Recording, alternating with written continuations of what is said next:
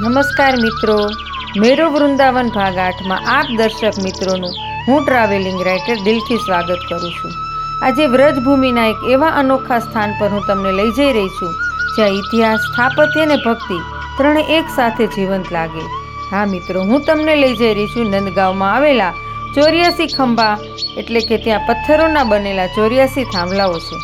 એક માન્યતા મુજબ કહેવાય છે કે આ સ્થાન 84 લાખ યોનિઓમાંથી મુક્તિ અપાવે છે, જેને પ્રતિકાત્મક રીતે 84 ખંભા તરીકે ઓળખવામાં આવે છે।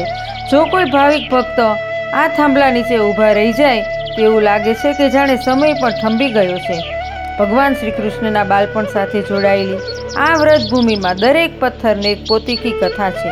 મિત્રો, વ્રજની પરંપરા મુજબ અહીં 84 થાંભલાઓથી રચાયેલા આ મંડપની નીચે સંતો અને ભક્તો એકઠા મળી અને સત્સંગ અને કીર્તન કરતા હતા।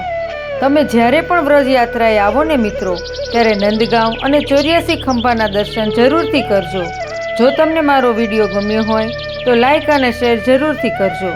જો મારી આ ચેનલને હજુ સબસ્ક્રાઈબ ન કરી હોય તો સબસ્ક્રાઈબ કરી દેજો। ફરીથી મળીશું મિત્રો નવા સ્થળ સાથે। રાધે।